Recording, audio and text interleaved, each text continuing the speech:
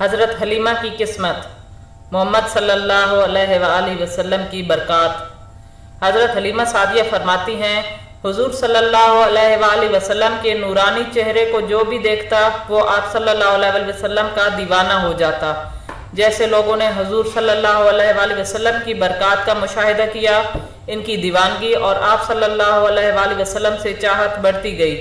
جیسے جیسے لوگوں کو آپ صلی اللہ علیہ وآلہ وسلم کی برکات کا احساس ہوتا گیا، لوگ ہر بیماری میں دیوانہ وار آپ صلی اللہ علیہ وآلہ وسلم کے پاس آتے۔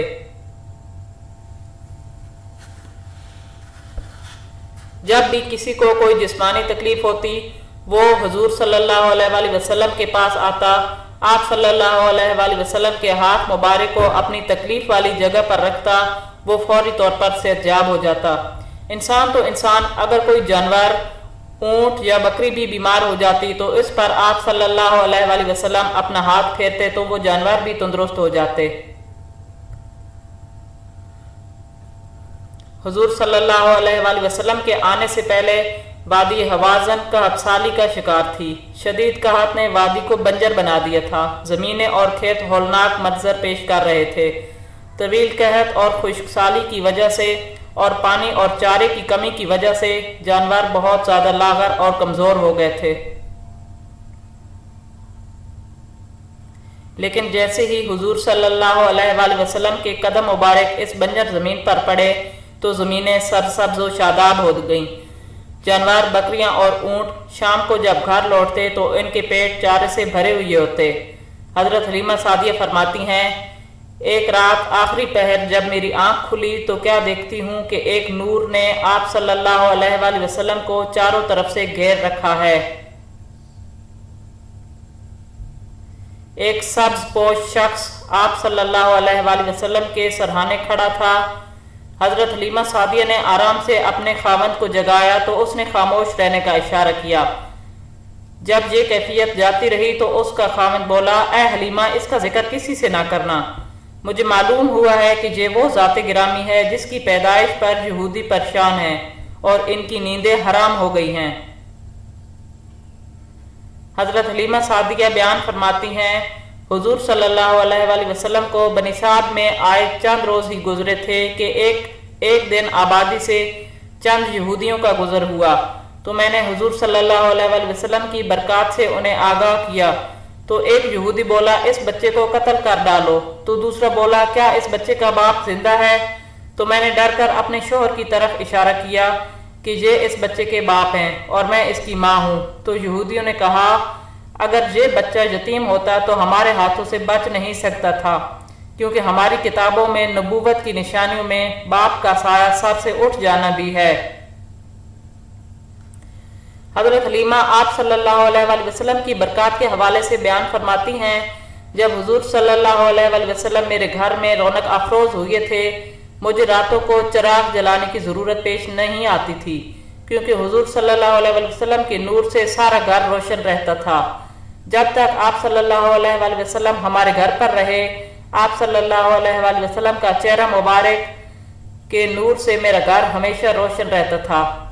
جب مجھے اندر جانے کی ضرورت ہوتی تو آپ صلی اللہ علیہ وآلہ وسلم کے نور سے اندھیری کوٹھڑی روشن ہو جاتی اور جو چیز مجھے چاہیے ہوتی میں اس کو لے لیتی۔ حضرت حلیمہ سعدیہ کے گھر والے حضور صلی اللہ علیہ وآلہ وسلم سے بہت پیار کرتے تھے اور آپ صلی اللہ علیہ وآلہ وسلم پر اپنی جان چھڑکتے۔ آپ صلی اللہ علیہ وآلہ وسلم کی آمد سے آپ کی آمد کی برکات سے حلیمہ سعدیہ کے گھر کے حالات پھر گئے تھے۔ ہر وقت خوشحالی، فیض و برکات کی بارش ہوتی رہتی۔ اہل خانہ خوش تھے کہ اللہ تعالیٰ نے ان کے گھر میں کتنی بڑی نعمت بھیجی ہے۔ حضور صلی اللہ علیہ وآلہ وسلم کی آمد سے حلیمہ سعدیہ کا مقدر چمک اٹھا تھا۔ غربت، بیماری کی جگہ خوشحالی اور صحت نے لے لی تھی۔ آپ صلی اللہ علیہ وآلہ وسلم کے آنے سے ہر طرف خوشیاں ہی خوشیاں نظر آتی تھیں۔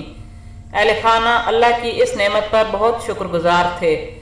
جب حضرت محمد صلی اللہ علیہ وآلہ وسلم کی عمر مبارک 3 برس ہوئی تو ایک دن آپ صلی اللہ علیہ وآلہ وسلم نے اپنی ماں سے فرمایا، اماں جان، میرے بہن بھائی کہاں جاتے ہیں؟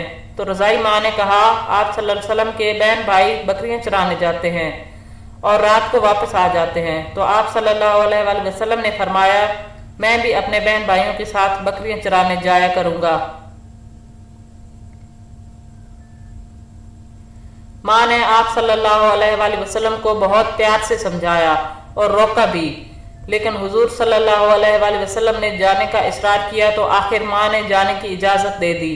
تو آپ صلی اللہ علیہ وآلہ وسلم نے اپنے رضائی بہن بھائیوں کے ساتھ بکریاں چرانے جنگل جانا شروع کر دیا۔ یہاں بھی آپ صلی اللہ علیہ وآلہ وسلم کی برکات نظر آنا شروع ہو گئیں۔ جب آپ صلی اللہ علیہ وآلہ وسلم اپنے بہن بھائیوں کے ساتھ بکریاں چرانے کے لیے جنگل جانے لگے، اس دن سے دن بدن بکریوں کی تعداد میں تیزی سے اضافہ ہونے لگا۔ دودھ دینے والی بکریوں نے پہلے سے زیادہ دودھ دینا شروع کر دیا۔ بکرے تیزی سے صحت یاب اور بڑے ہونے لگے۔ آپ صلی اللہ علیہ وآلہ وسلم کے قدم مبارک جدھر اٹھتے بنجر صحرا تیزی سے سرسبز چراگاہوں میں ڈھلنے لگے۔ جہاں آپ صلی اللہ علیہ وآلہ وسلم کے قدم مبارک پڑتے ہریالی ہی ہریالی نظر آتی۔ یہ تمام برکات قبیلہ بنو سعد کی خوشیوں کا سبب بننے لگے۔ آپ صلی اللہ علیہ وآلہ وسلم کے بچپن کی ایک اور بھی بہت نمایاں خوبی تھی۔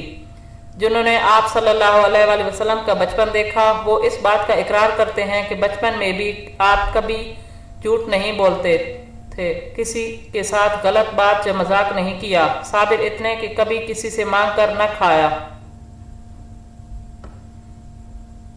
آپ صلی اللہ علیہ وآلہ وسلم کو بچپن میں بھی جو کھانے کو دیا جاتا آپ صلی اللہ علیہ وآلہ وسلم آرام اور خوشی سے کھا لیتے اور کبھی کسی چیز میں نقص نہ نکالتے۔